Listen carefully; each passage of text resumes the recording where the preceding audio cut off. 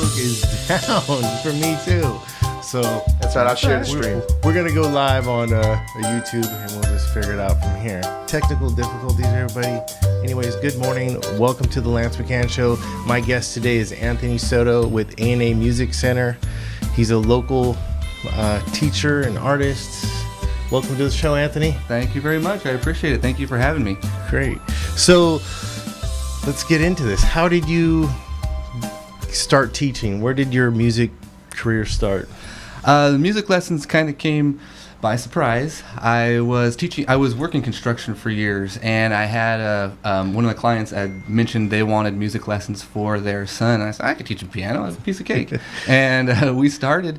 Is that your specialty? Is that your... I would say drum set. I grew up on the drum. I'm a drummer. Okay. And I grew up on the drum set. But certainly piano lessons are kind of the number one ask. You know, piano and guitar are the main lessons I do. Is it true that if you could do piano, you could do That's fairly true. That's fairly true. I joke and often say that I thought it was a myth. No, the piano. I say the piano is the calculator of music. It really gives you all the answers right in a row. Really? I teach my piano players because all you gotta do is kind of just push a button and you get the sound. Okay. As opposed to some other instruments, you gotta kind of do. Okay, that makes sense because it's all you could do on keyboard. You could just figure it out. That's interesting. Yeah. I had no idea. But of course, piano players certainly have challenges and skills. Definitely. Don't get me wrong there. Remember when I took a music class at Delta? I grew up on Looney Tunes, and I didn't realize that all those the music in Looney Tunes were famous classical songs, or some of them were. Sure, has a lot to do with the the rights because they became less expensive that way. But of course, Disney didn't matter in those. Yeah, there's some fun things they show when they in college where they'll play movies or cartoon shows that we were used to, and they'll take all the music out and kind of let us experience what it's like that, and we feel how just plain and dead dry it is. So it's a fun thing to see. It's called what's it called? Mood music? Is that the terminology? That's an absolute thing. Absolutely, you know that basically the music creates the emotions and the moods big time. It's crazy. Yeah. I know. I forgot what I was watching, and it was Captain Marvel, and then the sad music was going, and then like it went from sad to like powerful, and you just you feel that emotion spike. And I was thinking like, what would this be like without music right now? It'd be pretty dead. And so I mean, it was a great movie. So if you know, I won't drop any spoilers right now for anybody. But it was a really good movie, and I was thinking like, man, what would it be like without music? Because it creates the emotion, and you could feel it. Unless you're dead inside, you feel it welling up inside you. It's like, she's starting to kick some butt. I won't drop the A-bomb. So, yeah, absolutely. And you drummer started it with piano with one of your bosses. Yeah, she said she asked if I could do started lessons with him, and then he started doing good. And literally after just a couple weeks, she told about 4 of her friends, and actually each one of them took me up on lessons, and so that kind of just built my first clientele right there. So you were hammering nails, and now you're like a musician or a teacher. Realize it's a lot easier sitting next to a piano. I don't gotta wake up at 5:30 in the morning. Hell yeah. It's out in the hot sun or cold weather, man. I remember those days. Being up on a roof. Sure. Being up on a roof.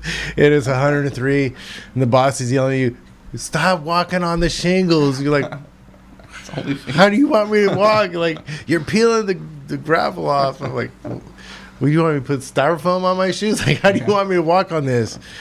Yeah, it was good times. Yeah. They started after a few months, basically filled up my weekend. So I was doing construction all week long, and then about 12 lessons on the weekend. And at the point when I hit 12 lessons, I kind of looked at the finances and realized, well, this pays for all my bills. I'm making more money teaching than I am. So I kind of put the hammer down and figuratively, and then I went to work as a music teacher.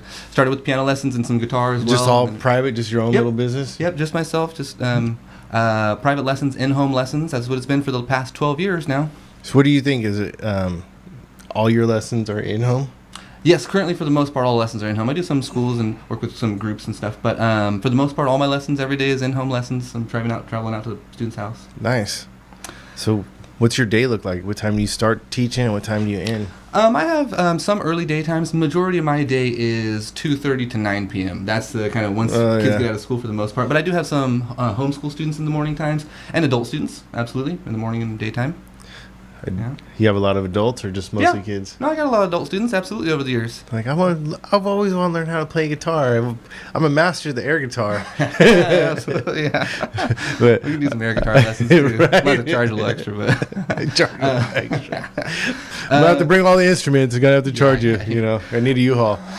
Yeah, we get many adult students that bring it up. I love working with adult students because they're really appreciative, of course. You know, it's something they've wanted to do for a long time. Some of them have had lessons in the past and perhaps horror stories of lessons, or one way or another just didn't get a chance to get all the way into it. Is it true or false that most music teachers are flakes? Well, I can't say most, probably legally or something, but right. There's a rumor that music teachers aren't very consistent. Notoriously, well, you know, oftentimes, I'll give you kind of some background for it. Music teachers oftentimes they didn't sign up to be a music teacher. They're a musician and they're an artist and they're passionate about their field, and they jumped in and they perhaps pursued it with college and acquired a degree. And oftentimes it's for performance, you know, rarely for teaching. In fact, there is a big problem with the system. This is something I've kind of worked on for a little while, but there's a big problem with the system that you have a teacher that gets a degree for teaching. Okay. Well, they're not going to go to the private sector and teach in private lessons, so you or I can't go hire them for kit lessons. We'd have to go attend the high school that they teach at and take their band class, so they get those kind of jobs, which is fantastic and what we needed, absolutely. Yes. But we don't. But they're kind of inaccessible. So the teachers that we end up with in the private sector, kind of in the past and still now, you know, I suppose, but the teachers we end up with can be reluctant, like almost like they, you know, that's something I see in the philosophy, that they don't always want to be there perhaps because it wasn't their plan initially, and now they get stuck, and now you got to sit there, and there's a certain job, it's a particular job to sit there and listen to a kid or anybody kill the strings or the horn, me, I've come or just beat on the drums. I can't hear anything bad anymore these days. Everything sounds fine. I'm happy with any music work, but yeah, so you get some burnt out musicians in that sense, and so yeah, so there another case that's even kind of a good case in a sense was you get a musician that starts teaching and they get their student going good, but then they perhaps get a big gig. You know, I've had this many times where they got to move then. So it's not that they're flaky necessarily, it's just that they're still working on their career, and so they'll have to take off. Thank you for changing my perspective. No, that's right. Yeah, I try to protect them a little bit. You know, you see it from your lens of life, and you don't see it from the other person's lens. You're like, that person let me down, this and this and this, and so. Yeah, it's good to. No, I'll talk a little smack sometimes on teachers too. I get a lot of horror stories myself. I'll show up at a student's house and they say, "Oh, we had a teacher prior, but this and that happened," and so it's like, okay, well, don't worry about that. We'll take care of it. We're good. We're gonna take care of that. So your main instruments are drum and piano, guitar, bass guitar, voice lessons, tons of percussion instruments, ukulele. I've taught harmonica, I've taught accordion, I've taught many different things at different times. My specialty is certainly piano, drums, guitar, bass, those kind of main core ones right there. Nice. But I've had students ask for different things at different times. Yeah, sure.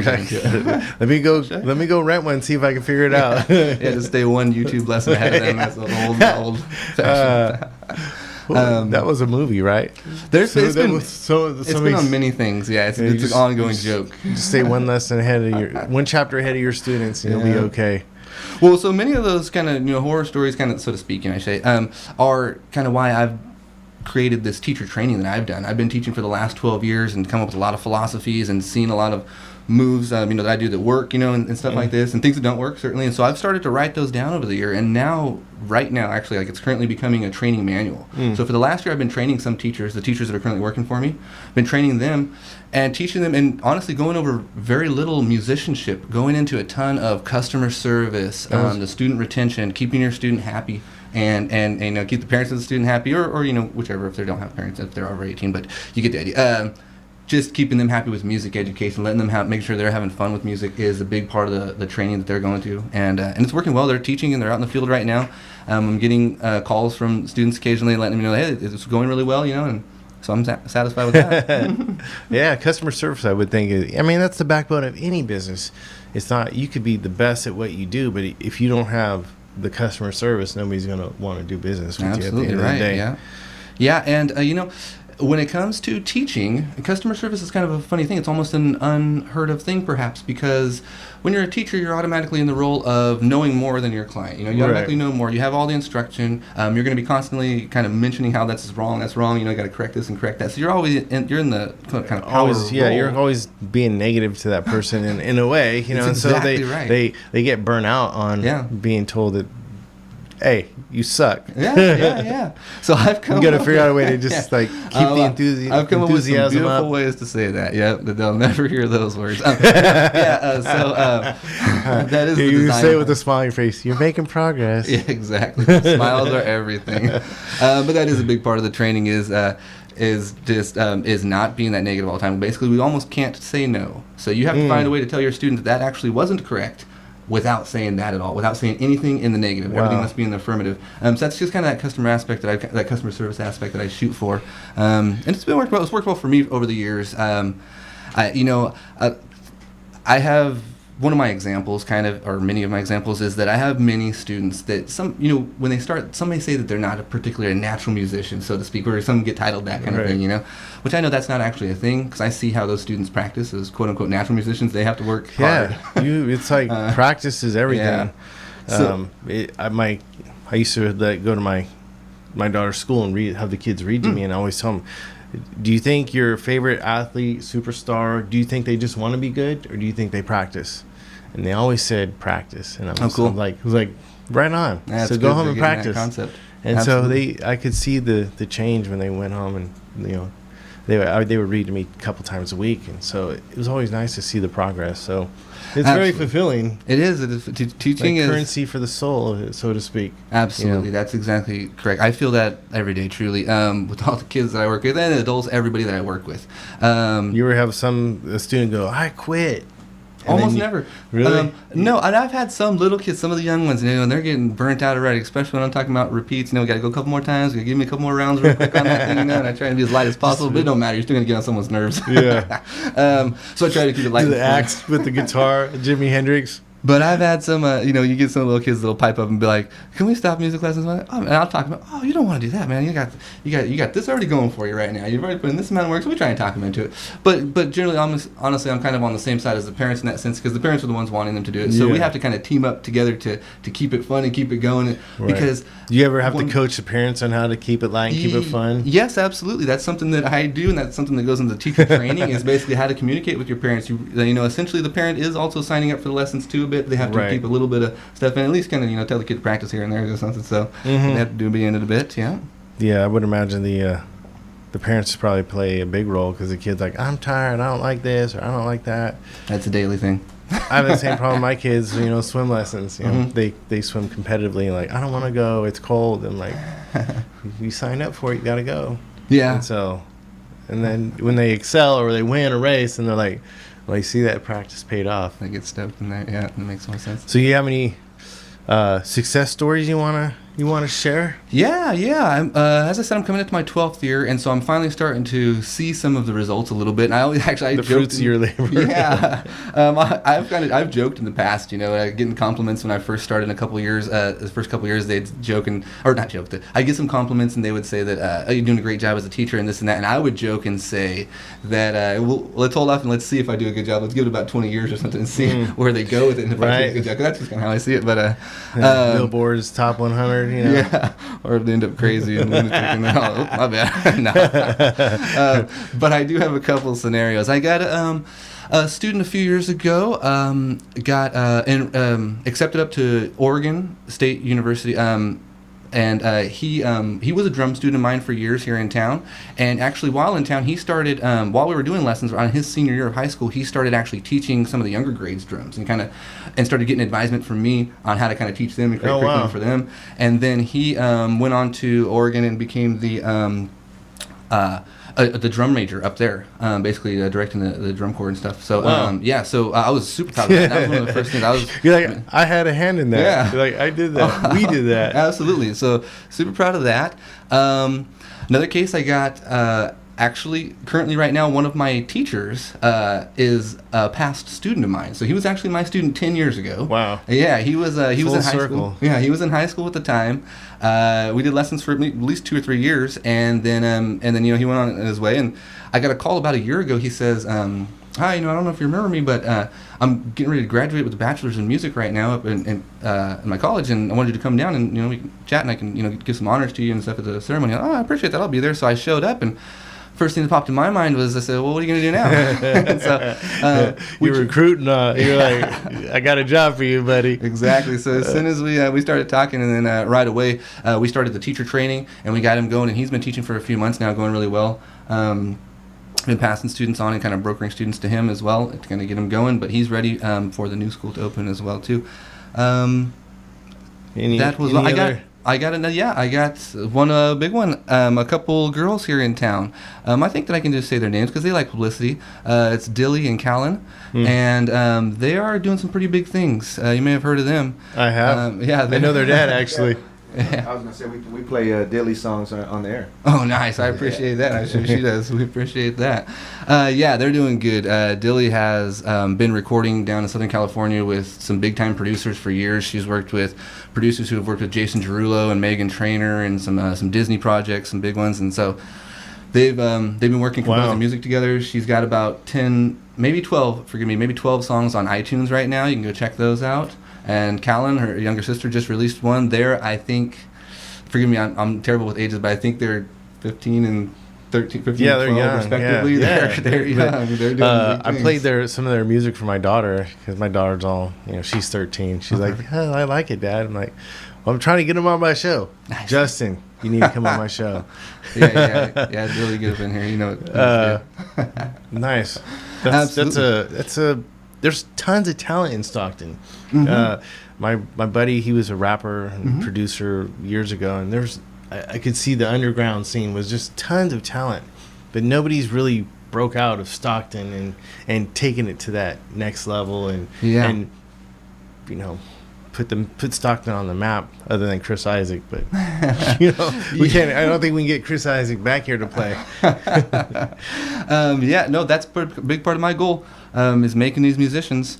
And when I have, for example, if I can just have I'll just disclose some things with Dilly and Callie, when they were working. It's like right away when they were young, I could see some of their passions, and our lessons were not normal. We were not by the book. I could never do it by the book with them. They had too many requests of their own. They were constantly asking, "Can we do these songs? And can we try out this stuff? And I saw this on this. Can we do that?" And, "Absolutely, you got it. All right, let's go." Let's go. And so we were just going, and we were kind of going all different directions always, but I could always see that strong musical connection. I was like, "There's no worry with these girls. They're going to work in the business." The work ethic back then. And then, they clicked one day. They flipped and really just started pumping. And that was a few years ago now. Do they play together? Do they do music together? Or there's two totally separate?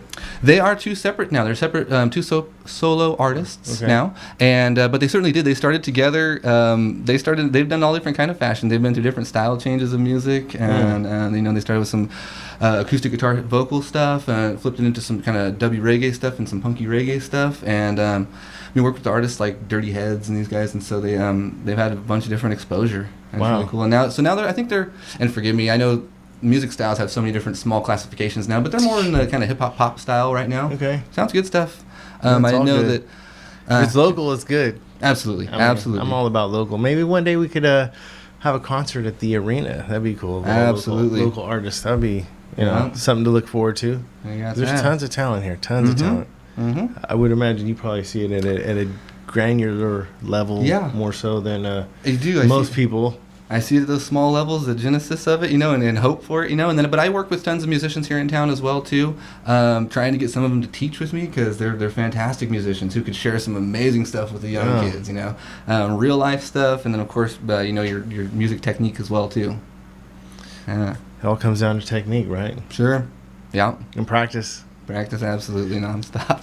Any so you said you do voice lessons? Certainly, absolutely. Any advice for people who do public speaking, or is it just for singing, or can you use it in all facets of your life? Oh yeah, well I'll tell you, With my vocal students, I often joke that I actually don't even teach voice. I teach speech therapy. And so the reason is because oftentimes, of course, they actually already have a voice anyway. They're already singers. Now, if I'm not giving them a voice particularly, and there actually has been a couple cases that I've taught voice, a person actually that truly did not sing yet. For example, when they would go to sing, it would literally be one pitch, kind of just going. I thought, wow, this is fascinating. So we worked for a little while, and we got some things to move. And you're like, hold on, let me get my earplugs. Okay, yeah, you sound way better. Yeah. So they did. They came around and got good, and they actually went and sang over the choir at Delta. They applied and got in there, and he was pretty happy about that. But anyway, so can anybody sing? I mean, they can. They can, absolutely. I can teach anybody to sing, absolutely. I guarantee it. Really? And there's quote unquote this tone deaf, that term, which is actually not a thing. It's actually, I mean, it is a medical case, being tone deaf, which is like one in some tons of millions. So it's like, so people that say, oh, I'm tone deaf for this kind of thing, no, you're not, trust me. Unless you truly are. In that case, you probably don't like music particularly at all because you wouldn't be able to hear it at all. Or understand it. You'd hear the percussions and, the percussive you'd feel the bass, but you wouldn't hear the music. I suppose you wouldn't hear the tones. Yeah, you wouldn't hear the pitches move at all. I'd be curious. And but anyway, no, it's an interesting concept because, what does tone deaf mean? You know what blind is, you know what colorblind is, but tone deaf, I've never met anybody who's I don't know that you have. Yeah, I've heard people say, "Oh, I am." No, trust me, you're not. You don't want to be that. But yes, so with the speech therapy aspect, again, it's students sign up for vocal lessons, and they already know how to sing. They already know how to make a pitch usually, and so we get into the speech therapy, which is the enunciations, the extreme vowel shapes and consonants, percussive consonant hits that we do and stuff. So, but yeah, that applies to public speaking, absolutely. Interesting. Yeah. Because you could find all kinds of things on the internet to public speaking, but there's no idea wrapped around like, okay, if you do this, then you'll become a better public speaker. The reason why I'm asking is I'm selfish because of myself. Sure, but, absolutely. Well, I think you do a great job. Absolutely. I've been watching the podcast and they come out great. Thank you. Yeah. I got a fan. One of the aspects, are that the enunciations, the clear speech. One of the aspects of enunciation that I always talk about is basically to enunciate, all you got to do is hit the consonant at the end of the word. So it's like basically like the definition of mumbling kind of is to no. Yeah, it sounds just like that. And then it's to basically my wife always say, I can't understand you mumble. Oh, me too. I grew up extreme mumbler and talking extremely fast. And so it was a terrible combination. And of course as a teacher, I mean that's just one of the first things that had to shift. I had to slow it down, bring it down. Otherwise, nobody's getting their money's worth at that point anymore. Thanks for the $50. See you later. Yeah, you get that? I don't even understand what word you said. All I heard was goodbye. Yeah. So there's some things we can work on. Absolutely, we'll do some stuff one of these times. Who knows? I might become a great singer one day. Oh yeah, absolutely. We'll do it. Pick a genre: country, rock. I don't know if I have it for rock, but we'll take requests. Yeah, we take some requests. As a musician, that's your job. As a musician, yeah, right. What would you like to hear Lance McHan sing? This I like. This I can work with. Dang, I can imagine. I miss my prime. Could it? Get the cowboy hats, a little straw. I'll be good. Heck yeah. Although I don't really like country, but but you got to look now. Yeah, right. Blake Shelton seems to be doing pretty good for himself, so might as well. Success leaves clues, so you might as well follow that, right? There you go. So, do you have a studio? Do you have a place of business where people could come do lessons? Or well, this is what it's all about now. For the past 12 years, I've been doing only in-home lessons, so I have not had a physical location. But now all that's changing. With the last few years, I've been brokering some students to teachers, like basically I'll get calls all the time and I'm already full, so I've kind of over time I devised I'll just start passing these on to other teachers for a small commission rate. Well, that kind of naturally evolved into I just need to actually build my own house and house these teachers, create all the curriculum and stuff and govern over them and make a school. And so that is what's taking place now. And so actually we are building a music school.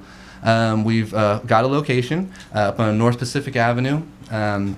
A business that's been in town for 39 years, and the owner is a huge supporter of music education and music in our community. I love it. And he's actually he's building us some space in there to install the school, and we'll get 5 rooms in all. and we'll fill them up and we'll start You're teaching. gonna have a drum room. Absolutely. We'll be doing all lessons. We'll be doing wind instruments. We have a styrofoam on the walls. We'll do our best. It's gonna be a little noisy, but it is what it is. I love it. My neighbor, he used to play drums all the time, and my dad he hated that. That's I me. mean, as he grew up, he liked him, but my dad worked for the railroad, so he was gone, worked late hours, and he'd be asleep. He'd fire up those drums, and my dad, he wasn't always happy. Yeah, I liked can. No, sleep. I grew up in the same boat. I was a drummer. That's what I grew up as, and nobody liked me in that at that stage. In the neighborhood, like, when you're practicing, nothing sounds good anyway. Yeah, I make jokes about it, of course. But yeah, when you're learning, nothing sounds good. Oh boy. Yeah, it's like we could all see his progression as he got better. His name was Chris. He was a good guy, but my dad loved to hate him. Yeah, sure. So how do people find you on the web or Facebook and Absolutely. phone numbers? Yep. We have our Facebook page, which is A&A Music Center. That is the name of our school. Okay. A&A stands for basically all in all. It's something that I've kind of always built and been as a business, is just encompassing all aspects of music. I love that. I like to be very universal. I get requests all the time. I mean, every single day for songs that I've never heard. It's popular songs that are on the radio. Sometimes I just never heard them before. Yeah. Yep, you got it. I'll teach you right now. Let's go. And we jump into it. So I can just whatever. So you can want, hear a song and know how you could learn. You already know how to play it once you hear it. Relatively Really? quick. Yep. That's practicing your scales, people. Practice. Those scales are everything. But absolutely, yeah, so get pretty quick with songs. And I try and show the kids how to get them that quick too. That's so a lot of music lessons have been geared towards a lot of the traditional structure, which is get your reading music on, get your scales and these kind of things on, going. Reading music, extremely huge, and it is, and I'm passionate about it. Is Absolutely. it number one? Is it number one? No. Okay. Playing music is number one. True. Absolutely. Yeah. And one of my big philosophies is to get rid of that paper. And the way you got to get rid of that paper at the moment is to memorize the music. So you got to read it off the paper and memorize it and then get rid of it. Because once you get rid of it, that song is going to sound a little better. Once you're not reading, and some musicians will argue that, because they like to keep the music up still, even though it's memorized. Yeah. It's an old-fashioned argument. Because when you go to when I was a Delta to the orchestra, they all have their music out there. Certainly. But they play that song 1,000 times. It's a funny little comfort, I think I certainly don't mean this in a bad way. Just my background was so much more memorizing than it was reading, so that's where I come from that. Okay. And, but also then I kind of going through college. That was the mandate. Everybody's memorizing always, and then they explain to us why, of course, too. There's a little time difference when it's an eye connection into the translation into the versus fingers or whatever it is. Here to when it's here. just brain out, certainly. So you're gonna save a little split second there. Good to know. See, you're learning here. Absolutely. And how else? What is there a phone number people can call you at, or what's the best way for people to get in contact if they want lessons? Absolutely. Feel free to text me, 209-603-0980. You can text me anytime. I say text because you're welcome to call, but I'm in lessons often, and it'll oftentimes be voicemail, which I always return to calls. But we have personnel that's going to be taking over the phone lines and all that kind of stuff. That's what I am setting up currently. And we're expected to open on April 1st, so that stuff is in place, happening quickly. Cool. You also do. You have a GoFundMe page. You want to talk? I put it on the in the notes here. So let's touch on that. Yes, please. So with the school that we're building, we do need a lot of renovations. Basically, it's going to be a large part of our responsibility to develop those 5 rooms inside there. Okay. We're going to get some help with that, but basically we're looking at right now we need to raise about $12,000, and so we did start a GoFundMe campaign, and I would love it if everybody could go check out the link and jump over there and make a donation if you can to support music education. We'll be providing music education for our community for many years to come. Every little bit helps. Absolutely. So $5, $2, $1, half a dollar. $10, we don't care. We're happy. $1,000. We're happy with anything. A few thousand, 20 grand. You get to work. You get to work. Give me 20 grand. I will work for you. You basically own me. Your music lessons for life. Yeah. But you got to read the fine print. Yeah, some fine print. Thank Whose you, life is Anthony. the fine print? Yes. Thank you so much for stopping by. My Appreciate pleasure. it. I really appreciate it. Had a great time. Learned a lot about music, and I will definitely be hooking up with you for some voice lessons, We're so gonna I sign up on can that. enunciate my words better, so Yep. I don't get yelled at from the wife. Good day, everybody. Thank you for stopping in and tuning in. And remember, be kind to everybody, because you never know when somebody's going to change your life, but more importantly, you never know when they're going to change yours. Have a great day.